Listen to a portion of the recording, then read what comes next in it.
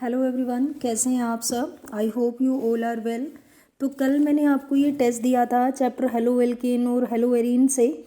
ठीक है, इसके कुछ क्वेश्चंस मैंने दिए थे आपको, यही वाले जो स्क्रीन पे आपको दिख रहे हैं। होप दैट कि आपने इनको सोल्व कर लिया होगा। अगर कहीं आपको कोई प्रॉब्लम आई है तो आप मेरे को बता सकते हो। अभी मैं इनका आंसर आपको स्टार्ट करा रही हूँ। ठीक है, कुछ हिंट की हेल्प से आप इन क्वेश्चंस को लर्न करना, और ताकि आप इजीली इनको रिटेन कर पाएँ अपने ब्रेन में और आप एग्ज़ाम में इनसे हेल्प ले सकें। एक अच्छी स्टडी करने के लिए आपको बुक अपने सामने हमेशा ओपन रखनी चाहिए। जब आपको ये मालूम है कि एनसीईआरटी एक्सरसाइज है तो एनसीईआरटी आपके सामने ओपन होना चाहिए। ठीक है, पेन और पेंसिल अपने हाथ में लो और स्टडी करो मेरे साथ। जो हिंट मैं आपको बताती हूँ वो क्वेश्चन पे यहीं पे राइट करना। ठीक है, ताकि आप इजीली इनको बाद में भी लर्न कर पाएँ। तो चलिए देखिए क्वेश्चन नंबर 3 आपको क्या कहता है। क्वेश्चन नंबर 3 में आपसे क्या पूछा गया है, इन्होंने एक फॉर्मूला आपको दिया C5H12O। इस फॉर्मूला के साथ आपको क्या बनानी है, आइसोमेरिक एल्कोहल्स बनानी है और उनका IUPAC नेम भी आपको लिखना है। तो देखिए जो ये C5H12O है, ये फॉर्मूला आपको क्या सजेस्ट कर रहा है। पहले तो आप ये हाइड्रोकार्बन को ही चेक कर लो। तो यहाँ पे अगर हाइड्रोकार्बन को मैं देखूँ तो CnH2n+2 को ओबे कर रहा है। इट मीन क्या है, ये एल्केन है। एल्केन का मतलब ये होता है कि सिंगल बॉन्ड इसके अंदर प्रेजेंट है कार्बन कार्बन में, और क्योंकि OH लगा हुआ है साथ में, ठीक है, तो इसलिए किस में कन्वर्ट हो जाता है, एल्केन प्लस ओल, एल्केनोल ये बन जाता है। तो ये फॉर्मूला से आपको ये पता चलता है कि जो भी आइसोमर आप बनाएंगे वो सिंगली बॉन्डेड होने चाहिए। एक तो ये चीज़ आपने यहाँ से सीखी। अब उसके बाद बनाइए आइसोमर।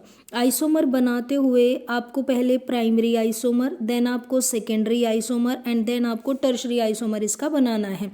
उसके बाद आप प्राइमरी में चेक करना कि और कितनी वैरायटी हो सकती हैं, फिर आप सेकेंडरी से और बनाने का ट्राई करना, और फिर आप टर्शरी से बनाने का ट्राई करना। तो नंबर ऑफ आइसोमर्स इसके निकल के आ जाएंगे। अगर आप सारे आइसोमर नहीं बना पाते हैं तो प्राइमरी सेकेंडरी टर्शरी आइसोमर तो आप इसका ज़रूर बनाओ। प्राइमरी आइसोमर कौन सा होता है, जहाँ पे आपका फंक्शनल ग्रुप या जो आपका सब्सटीट्यूएंट है वो किस कार्बन पे अटैच है, वो ऐसे कार्बन पे अटैच है जो फर्दर सिर्फ एक ही कार्बन से जुड़ा हुआ है, इसको आप प्राइमरी आइसोमर कहते हो। जबकि सेकेंडरी में क्या होता है, सेकेंडरी के अंदर ये होता है कि जहाँ पे आपका ग्रुप या सब्सटीट्यूएंट अटैच है, जिस कार्बन के ऊपर वो अटैच है वो कार्बन फर्दर 2 कार्बन से बॉन्डेड है, ये आपके पास सेकेंडरी होता है। और टर्शरी की अगर मैं बात करूँ तो जहाँ पे आपका OH ग्रुप लगा हुआ है वो कार्बन आपका 3 डिफरेंट कार्बन एटम से अटैच है। समझ आ गई बात। तो इस तरीके से आप इस वाले कंपाउंड को लेके, इसका मोलिकुलर फॉर्मूला लेके आप इसके आइसोमर्स बना सकते हैं और इनकी नेमिंग आप कर सकते हैं। उसके बाद आपको प्राइमरी सेकेंडरी और टर्शरी अल्कोहल को क्लासीफाई भी करना है कि कौन सा आपका प्राइमरी है, कौन सा सेकेंडरी और कौन सा टर्शरी है। IUPAC नेमिंग करते हुए आपको क्या करना होता है, पहले आपको एल्केन लिखनी है कि कौन सी एल्केन है, और उसके बाद आपको फंक्शनल ग्रुप के लिए क्या लगा देना है, ओल लगा देना है। अब देखिए यहाँ पे एक ये ववल हो गया और एक ये हो गया, तो आपको ये वाला ववल काट देना होता है। तो इसीलिए आपका जो IUPAC नेम बनेगा वो क्या बन जाएगा, एल्केनोल बन जाएगा। ठीक है, यहाँ से एल्केनोल आपका बन के आ जाता है। जैसे मान लिया जाए कि मैंने 5 कार्बन का एक कंपाउंड बनाया है और मैंने फर्स्ट ही कार्बन पे OH ग्रुप लगा रखा है, तो उसका नाम क्या हो जाएगा, पेंटेनोल हो जाएगा, सिंपल। ठीक है, कैसे देखो, लाइक मैंने ये 5 कार्बन्स लिए हैं, ये रहे, और मैंने फर्स्ट कार्बन पे क्या लगाया हुआ है, OH ग्रुप लगाया हुआ है। तो एल्केन कितने कार्बन की आप कहोगे, 5 कार्बन की। 5 कार्बन के लिए क्या यूज़ होता है, पेंट यूज़ होता है। सिंगल बॉन्ड है तो उसके लिए एन यूज़ होता है, और फंक्शनल ग्रुप कौन सा है आपका, ओल है, तो ये पेंटेनोल आपका बन गया। Clear guys. तो ये क्वेश्चन ऐसा ही था। आगे देखिए क्वेश्चन नंबर 4 पे आपको क्या करना है। तो यहाँ पे आपको पूछा गया है कि प्रोपेनोल का बॉइलिंग पॉइंट ज़्यादा होता है जबकि हाइड्रोकार्बन ब्यूटेन का बॉइलिंग पॉइंट कम है। ठीक है, प्रोपेनोल, तो prop means how many carbon, 3 carbon atom, और ये इसके साथ लगा हुआ है OH ग्रुप। और ब्यूटेन क्या होता है, ब्यूटेन आपका 4 कार्बन का एक एल्केन है। तो आप देख रहे हो कि आपके एल्केन के पास कोई एडिशनल बॉन्डिंग नहीं है, सिर्फ एक ही फोर्स इसके पास है, वो है वंडरवॉल फोर्स। ठीक है, कौन सा फोर्स होता है एल्केन के पास, van der Waals force. Van der Waals force universal force है जो आपको हर एक टाइप के मोलिक्यूल के पास मिल ही जाता है। लेकिन आप अपने एल्कोहल में देखो, एल्कोहल में अलोंग विद वंडरवॉल फोर्स आपको एक और एडिशनल बॉन्डिंग दिख रही है। कौन सी बॉन्डिंग? Hydrogen bonding. ठीक है, एल्कोहल के जो मॉलिक्यूल होते हैं वो दूसरे मॉलिक्यूल के साथ कौन से वाली फोर्स से जुड़े हुए होते हैं? तो ये देखो, ये इंटरमोलिकुलर हाइड्रोजन बॉन्डिंग आपको यहाँ पे दिख रही है, जिसकी वजह से एल्कोहल्स का बॉइलिंग पॉइंट ज़्यादा हो जाता है as compared to other hydrocarbon. Clear guys? तो यहाँ से क्या हिंट लिखेंगे आप इसमें लिखें intermolecular hydrogen bonding. Intermolecular hydrogen bonding आप अपने बुक पे ही इसको लिख दें कि अल्कोहल्स का बॉइलिंग पॉइंट इसलिए ज़्यादा होता है क्योंकि वहाँ पे इंटरमोलिक्यूलर हाइड्रोजन बॉन्डिंग देखने को मिलती है। आगे देखिए नेक्स्ट क्वेश्चन में क्या है, क्वेश्चन नंबर 5 पे इसने कहा alcohols are more soluble in water than hydrocarbon. देखो ये दोनों क्वेश्चन इंपॉर्टेंट है, इस टाइप के क्वेश्चन आपके पेपर में मिल जाते हैं और इन दोनों का ही आंसर क्या होता है? हाइड्रोजन बॉन्डिंग होता है। अगर किसी का हायर बॉइलिंग पॉइंट आ रहा है एक्सेप्शनली तो भी हाइड्रोजन बॉन्डिंग आप बताएंगे, और अगर किसी की सॉल्युबिलिटी ज़्यादा है वाटर के अंदर तो भी क्या होता है? हाइड्रोजन बॉन्डिंग होता है। तो आप यहाँ पे कहेंगे कि जो अल्कोहल्स हैं वो वाटर मॉलिक्यूल के साथ क्या बनाते हैं? हाइड्रोजन बॉन्डिंग बनाते हैं, जबकि हाइड्रोकार्बन्स के अंदर क्या रहता है? हाइड्रोफोबिक पार्ट है जो कि वाटर हेटेड पार्ट है, इसलिए वो वाटर के अंदर डिजोल्व नहीं हो पाता। Clear guys? तो क्वेश्चन नंबर 4 और 5 दोनों का ही आंसर क्या रहेगा? हाइड्रोजन बॉन्डिंग रहेगा। ऊपर है इंटरमोलिक्यूलर हाइड्रोजन बॉन्डिंग।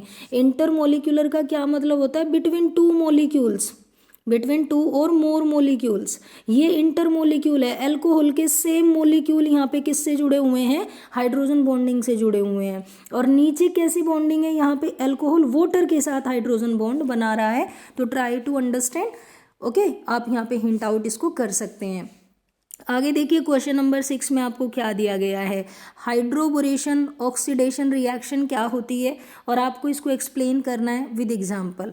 तो ये जो हाइड्रोबोरेशन ऑक्सीडेशन रिएक्शन है, पहली बात ये रिएक्शन होती है अनसिमेट्रिकल एल्कीन के ऊपर। ये रिएक्शन कहाँ पे होती है? अनसिमेट्रिकल एल्कीन के ऊपर होती है। ये जो एल्कीन बनाई मैंने ये अनसिमेट्रिकल है, ठीक है, क्योंकि डबल बॉन्ड के दोनों साइड जो पार्ट आप देख रहे हो उनमें कार्बन एटम डिफरेंट है, तो इसलिए इसको अनसिमेट्रिकल बोलेंगे। दूसरी बात, इसमें क्या होता है हाइड्रोबोरेशन ऑक्सीडेशन में, यहाँ पे एक्चुअली आपका क्या प्रोडक्ट बनेगा? यहाँ पे प्राइमरी अल्कोहल आपके पास बन के आता है। कौन सा अल्कोहल बनता है? प्राइमरी अल्कोहल इसका प्रोडक्ट होता है। और ये जो प्रोडक्ट बना है ये किस रूल के अकॉर्डिंग बना है? ये एंटी मार्कोनिकोव रूल के अकॉर्डिंग बना है। एंटी मार्कोनिकोव रूल के अकॉर्डिंग यहाँ पे क्या बन के आता है? प्राइमरी प्रोडक्ट यहाँ पे बन के आता है। अब बात आती है कि कोई रिएजेंट तो डालना पड़ेगा। देखो बोरेशन, बोरेन क्या होता है? डाईबोरेन B2H6, ये होता है डाईबोरेन। आपको क्या करना है इसमें? एक तो डाईबोरेन डालना है, एक आपको इसमें सोलवेंट THF डालना है, और थर्ड नंबर पे आपको यहाँ डालना होता है H2O2 बेसिक कंडीशन में। तो ये रिएजेंट आपको देखने को मिलते हैं। एंटी मार्कोनिकोव रूल से वाटर ऐड होता है और आपका जो प्रोडक्ट बनता है वो प्राइमरी अल्कोहल बनता है। अगेन समझ लीजिए क्या बोला है मैंने कि एक अनसिमेट्रिकल एल्कीन आपको लेना है, ये रहा अनसिमेट्रिकल एल्कीन, और इसमें कौन सा रिएजेंट डालेंगे? एक तो है डाईबोरेन B2H6, सॉल्वेंट कौन सा है? THF, और क्या डाला जाता है? Hydrogen peroxide. कौन सी कंडीशन है? बेसिक कंडीशन है, इसमें डाला जाता है। ठीक है, कौन से रूल के अकॉर्डिंग प्रोडक्ट बनता है? तो एंटी मार्कोनिकोव रूल के अकॉर्डिंग यहाँ पे प्रोडक्ट बनता है। और एंटी मार्कोनिकोव से जो नेगेटिव पार्ट होता है रिएजेंट का वो कॉर्नर पे जाता है, तो जिसकी वजह से यहाँ पे जो प्रोडक्ट आपका बन रहा है वो प्राइमरी अल्कोहल बनता है। ठीक है, ये एग्जाम्पल भी आप ले सकते हैं।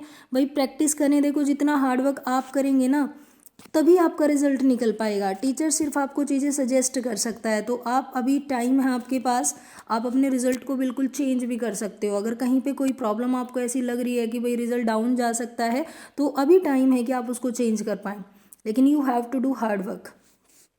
चलिए नेक्स्ट क्वेश्चन देख लेते हैं। क्वेश्चन नंबर 7 क्या कहता है आपको? देखिए क्वेश्चन नंबर 7 में अगेन आपके पास एक फॉर्मूला है। क्या फॉर्मूला है? C7H8O। कहते हैं कि मोनोहाइड्रिक फिनोल आपको इस फॉर्मूला से बनाना है और उनका IUPAC नेम भी आपको लिखना है। तो फिनोल उसने अगर बोल दिया है तो एक बात तो बिल्कुल क्लियर है कि फिनोल तो ये होता है, लेकिन वो कह रहा है कि फॉर्मूला कितना है, C7H8O है, ये फॉर्मूला है। तो 7 कार्बन तो यहाँ पे नहीं बने क्योंकि आपकी बेंजीन रिंग में 6 कार्बन होते हैं। तो 7th कार्बन का इसका मतलब कोई ना कोई क्या लगी हुई है, कोई ब्रांच यहाँ पे लगी हुई है। अगर मैं यहाँ एक कार्बन कंसिडर कर लूँ तो वैलेंसी पूरी करने के लिए 3 हम हाइड्रोजन लगाएंगे, तो ये हमारा फर्स्ट कंपाउंड बनता है। देखो इसमें क्या 7 कार्बन हो गए, बिल्कुल 6 तो हैं रिंग के अंदर और 7th कार्बन है आपका, ये 7 कार्बन हो गए। हाइड्रोजन 8 हैं क्या, तो देखो एक OH में ये वाला 1 3 हो गए, 4 5 6 7 8 इसके पास हाइड्रोजन है और 1 इसके पास ऑक्सीजन है। तो ये कंपाउंड आपका बन गया। आपको इसका IUPAC नेम बताना है। तो देखो अगर मैं इस पोजीशन को 1 बोलूँ जिस पे OH लगा हुआ है क्योंकि वो फंक्शनल ग्रुप है, और इस वाली को सेकंड बोलूँ तो ये बन गया 2 मिथाइल फिनोल। ठीक है, ये 2 मिथाइल फिनोल बन गया है। अगर आप इसके आइसोमर बनाना चाहें तो मिथाइल को उठा के आप 3rd पोजीशन पे भी ला सकते हैं, मिथाइल को उठा के आप 4th पोजीशन पे भी ला सकते हैं। ठीक है, तो वो आप क्वेश्चन के अकॉर्डिंग कर लेंगे। समझ आ रहा है। उसके बाद देखिए नेक्स्ट क्वेश्चन, ये काफ़ी इंपॉर्टेंट क्वेश्चन है और जनरली यहाँ से देखा गया है कि बोर्ड में क्वेश्चन पूछा जाता है। While separating a mixture of ortho and para nitrophenol bye steam distillation. पहली बात तो आप यही नोट कर लो कि जो ऑर्थो और पैरा नाइट्रोफिनोल होता है, जो ऑर्थो पैरा नाइट्रोफिनोल होता है, उसको कौन सी प्रोसेस से सेपरेट किया जाता है, तो वो स्टीम डिस्टिलेशन से उनको सेपरेट किया जा सकता है। ये क्वेश्चन भी आ सकता है आपको कि ऑर्थो पैरा नाइट्रोफिनोल को किस टेक्निक से आप सेपरेट करते हैं, तो आप स्टीम डिस्टिलेशन वहाँ पे बताएंगे। अब उसने पूछा name the isomer which will be steam volatile. इन दोनों में से वो कौन सा आइसोमर है जो स्टीम वोलेटाइल है और जो जल्दी स्टीम में कन्वर्ट हो जाता है। तो अगर आप ऑर्थो नाइट्रोफिनोल को देखें, ये आपका फिनोल है और ऑर्थो पोजीशन पे ये आपने लगा दिया नाइट्रो ग्रुप। ठीक है, तो आप देखिए यहाँ पे जो ये हाइड्रोजन है, ये नाइट्रोजन किस ऑक्सीजन के साथ किससे जुड़ा हुआ है, हाइड्रोजन बॉन्डिंग से जुड़ा हुआ है। किस टाइप की हाइड्रोजन बॉन्डिंग है ये वाली हाइड्रोजन बॉन्डिंग को आप इंट्रामोलिक्यूलर हाइड्रोजन बॉन्डिंग कहते हैं, क्योंकि सेम मोलिक्यूल के अंदर ही आपको क्या दिख रही है, हाइड्रोजन बॉन्डिंग दिख रही है। ठीक है, ध्यान से समझें इस बात को। क्या बताया है मैंने आपको कि यहाँ पे जो ये OH है और जो ये नाइट्रो ग्रुप है, इन दोनों के बीच में हाइड्रोजन बॉन्ड है, और क्योंकि सेम मोलिक्यूल में हाइड्रोजन बॉन्ड है तो इसको कौन सा बॉन्डिंग बोलेंगे, इंट्रामोलिक्यूलर बोलेंगे। ठीक है, जबकि जो पैरा वाला है, पैरा वाली में अब में सेम वाले में तो चांस नहीं है। देखो ये OH है और यहाँ पे क्या लगा होगा, नाइट्रो ग्रुप लगा हुआ होगा। ठीक है, अब जो दूसरा फिनोल है वो कैसे अटैच है इसके साथ, यहाँ पे ये आपका नाइट्रो ग्रुप लगा हुआ है और इधर ये क्या लगा हुआ है, OH। तो ये वाला OH और ये वाला नाइट्रो, ये हाइड्रोजन बॉन्ड से जुड़े हैं। तो दो अलग मोलिक्यूल के बीच में हाइड्रोजन बॉन्ड बना है, तो इसलिए इस बॉन्डिंग को हम क्या कहते हैं, इंटरमोलिक्यूलर। तो जो ये इंटरमोलिक्यूलर बॉन्डिंग होती है ना, ये ज़्यादा स्ट्रोंग होती है एज कंपेयर टू इंट्रा। तो जिस टाइम आप उसको बॉयल कर रहे हो, आप हीट कर रहे हो, अब ये वाला बॉन्ड तो ज़्यादा स्टेबल है, तो ज़्यादा टेम्परेचर लेगा ब्रेक होने के लिए, जबकि ये वाला बॉन्ड आपका कैसा है, वीकर है तो जल्दी टूट जाएगा, तो जल्दी किस में कन्वर्ट हो जाएगा, स्टीम में। इट मीन इसका जो आंसर है वो है ऑर्थो। जो ऑर्थो नाइट्रोफिनोल है वो स्टीम वोलेटाइल होता है, उससे स्टीम जल्दी बनती है, उसके अंदर वीकर हाइड्रोजन बॉन्डिंग होने के कारण। समझ आ गई बात। और अगर स्टेबल कंपाउंड पूछें तो कौन सा है, पैरा वाला आपका स्टेबल होता है। इंपॉर्टेंट क्वेश्चन है, आप करें इसको और अपनी NCERT पे आंसर लिखते चले जाएं। स्टीम वोलेटाइल बोला है तो कौन सा वाला है, ऑर्थो वाला है। रीजन क्या है इसका, रीजन है वीक इंट्रामोलिकुलर हाइड्रोजन बॉन्डिंग। आगे देखिए जो नेक्स्ट क्वेश्चन है, क्वेश्चन नंबर 9। वहाँ पे आपको क्या दिया हुआ है, वहाँ पे आपको दिया हुआ है कि फिनोल बनाइए कहाँ से, क्यूमीन से। प्रिपरेशन ऑफ फिनोल है किससे, क्यूमीन से। क्यूमीन किसको कहते हैं, आइसोप्रोपाइल बेंजीन को क्यूमीन कहते हैं। ये देखिए ये आपके पास है आइसोप्रोपाइल बेंजीन, इसको कहते हैं क्यूमीन। जब आप इसका एरियल ऑक्सीडेशन कराते हैं, तो आपके पास क्या बन जाता है, क्यूमीन हाइड्रोपरऑक्साइड बन जाता है। लेट्स सी, देखो CH3 यहीं पे है, ये यहीं पे है, और जो ये वाला हाइड्रोजन वाला बॉन्ड आप देख रहे थे ना, इसमें ये पेरोक्साइड वाली ऑक्सीजन आती है और ये लग गया आपका हाइड्रोजन, तो इसको क्यूमीन हाइड्रोपेरोक्साइड कहते हैं। और उसके बाद क्या होता है, आप इसकी स्ट्रॉन्ग एसिड के साथ हाइड्रोलिसिस कर देते हैं। सॉरी, ये एक बार ये स्टेप वापस से देखिए प्लीज़। यहाँ पे जब मैंने हाइड्रोपेरोक्साइड बना लिया एरियल ऑक्सीडेशन के बाद, तो तब क्या होता है, हाइड्रोलिसिस से पहले क्या चीज़ बनी थी हमारे पास, ये था क्यूमीन हाइड्रोपेरोक्साइड। तो भाई जब इसकी हम हाइड्रोलिसिस कराते हैं, लाइक H2SO4 की प्रेजेंस में हमने हाइड्रोलिसिस कराई, तो क्या होगा, देखो यहाँ से ये क्लीवेज होती है, ये मोलिक्यूल बाहर निकल जाएगा, और जो ये OH है ये डायरेक्टली कहाँ जाएगा, आपकी रिंग के ऊपर आ जाएगा। ऐसे करके बन गई फिनोल। अब जो चीज़ बाहर निकल रही है वो क्या है, यहाँ पे देखो कार्बन और ऑक्सीजन का ये बॉन्ड यहाँ से जब टूट के निकलेगा क्या हो जाएगा, डबल हो जाएगा, और जिससे एसीटोन आपका साइड प्रोडक्ट यहाँ पे बनता है। NCERT में दिया हुआ है आपको ये रिएक्शन, तो आप वहाँ से भी इसको देखेंगे, फिनोल फ्रॉम क्यूमीन। आगे देखिए, right chemical reaction for the preparation of phenol from chlorobenzene. Chlorobenzene से क्या बनाना है, फिनोल बनाना है। तो देखो पहले तो मैं आपको ये बताती हूँ, जो कॉमन मिस्टेक बच्चा यहाँ पे क्या करता है भाई, जो मतलब मोस्टली जो पाई जाती है कि स्टूडेंट यहाँ पे एक्वस KOH दिखा देता है और उसके अकॉर्डिंग तो काम हो गया, ठीक है, उसने तो न्यूक्लियोफाइल को बदल दिया। लेकिन आपको देखो ये देखना है कि एक्वस KOH में कौन सी रिएक्शन हुई है, न्यूक्लियोफिलिक सब्सटीट्यूशन। और आपके एरोमेटिक सिस्टम के ऊपर तो न्यूक्लियोफाइल इतना इजीली अटैक करते ही नहीं है, और अगर करते भी हैं तो यहाँ से इस वाले जो ऑलरेडी जो न्यूक्लियोफाइल लगा हुआ है उसको रिप्लेस करना आसान नहीं होता। सिंपल न्यूक्लियोफिलिक सब्सटीट्यूशन आपके बेंजीन के ऊपर होती ही नहीं है। तो क्या करना पड़ेगा, हमको यहाँ पे दो प्रोसेस यूज़ करना पड़ेगा। अगर क्लोरोबेंजीन को आप फिनोल में बदलना चाहते हैं तो आप क्या करो, आपने यहाँ पे डाला NaOH, ठीक है, 623 केल्विन टेम्परेचर पे, 300 एटमॉस्फेरिक प्रेशर पे, और बाद में करते हैं इसकी हाइड्रोलिसिस, तो आपके पास क्या बन जाता है, फिनोल बन जाता है। इस प्रोसेस को डो प्रोसेस के नाम से जाना जाता है, ठीक है, डो प्रोसेस है ये, तो ये आपको पता होना चाहिए क्योंकि बहुत सारे कन्वर्जन में आपको यूज़ करना पड़ता है। क्लोरोबेंजीन या फिर ब्रोमोबेंजीन को फिनोल में कन्वर्ट करने के लिए कौन सी रिएक्शन यूज़ करेंगे, डो प्रोसेस आपको यूज़ करनी है। देखो अगर ये चीज़ें अगर आप पहले ही रिवाइज कर जाओगे, अगर इस टाइप का क्वेश्चन आपको बोर्ड में मिलेगा तो आपको सोचना नहीं पड़ेगा ज़्यादा, ठीक है। लेकिन अगर आप रैंडमली ऐसे जाते हैं बिना प्रिपरेशन के, अगर आप जाते हैं तो आपको समझ ही नहीं आएगा, वहाँ एक्वस KOH या एक्वस NaOH डाले मिलोगे। तो आपको पता होना चाहिए ना कि आपके जो एरोमेटिक कंपाउंड्स हैं उनके ऊपर नॉर्मल न्यूक्लियोफिलिक सब्सटीट्यूशन तो होता नहीं है, तो आपको यहाँ पे थोड़ा सा कंडीशन को ड्रास्टिक करना पड़ेगा, हाई टेम्परेचर करना पड़ेगा, हाई प्रेशर करना पड़ेगा, तब जाके ये हेलोजन किसके साथ रिप्लेस होते हैं, OH ग्रुप के साथ रिप्लेस होते हैं। Clear guys.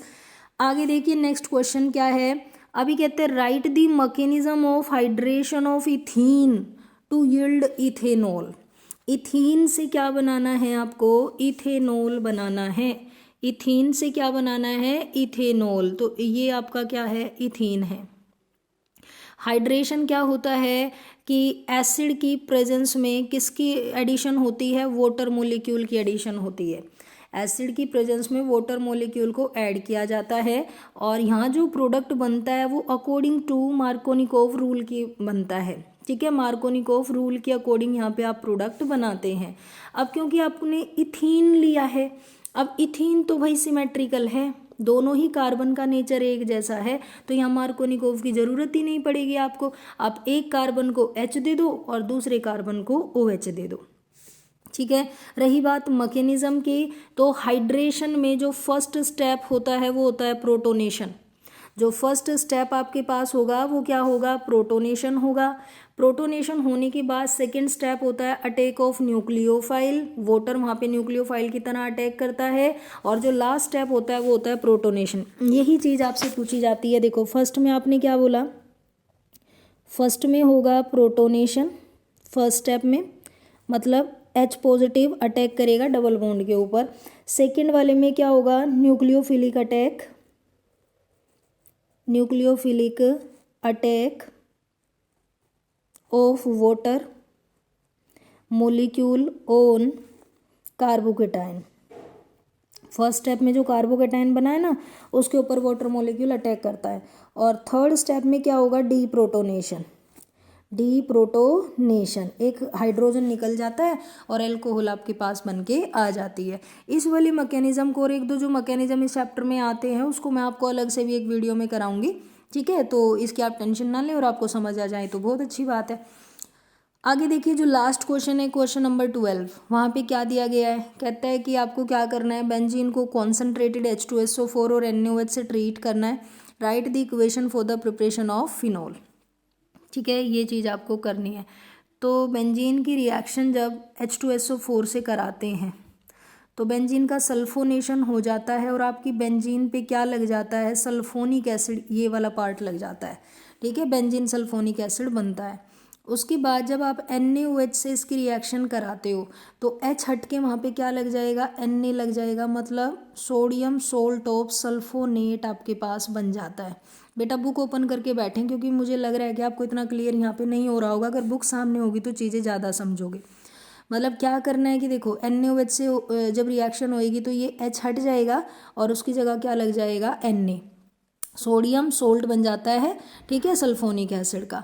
और लास्ट स्टेप में जस्ट आप क्या कर दें, इसको हीट कर दें NaOH के साथ ही। जैसे ही आप इसको हीट करेंगे तो Na2SO3 यहाँ से रिलीज हो जाएगा और आपका जो फाइनल प्रोडक्ट बनेगा वो क्या बनेगा, फिनोल बनेगा, ठीक है। बहुत ईजी सी रिएक्शन है। अगर सिंपल वे में समझना है, बेंजीन लो, बेंजीन की रिएक्शन किससे करवाई, H2SO4 से कराई, तो क्या चीज़ बनेगी, ये बन गया आपका SO3H, ठीक है, बेंजीन सल्फोनिक एसिड। अब यहीं पे एक स्टेप में करा दो रिएक्शन, NaOH डाला, ठीक है, NaOH डालने के बाद हाइड्रोलिसिस भी बेशक इसी स्टेप में दिखा दो। यहाँ पे आपने HCl के साथ हाइड्रोलिसिस की और फाइनली आपको क्या बना देना है, OH बना देना है, ठीक है, रिंग के ऊपर। तो ऐसे आपका फिनोल बन जाता है। तो भाई ये वाले क्वेश्चंस थे, NCERT के ही बिल्कुल क्वेश्चन हैं ये। तो आप लोगों ने हिंट कुछ नोट किए होंगे, प्रैक्टिस आपको ही करनी है। कोई प्रॉब्लम आती है अगर तो आप बताना मुझे। वीडियो अगर आपको अच्छी लग रही है तो आप लाइक करें, शेयर करें एंड सब्सक्राइब करें। Thank you so much.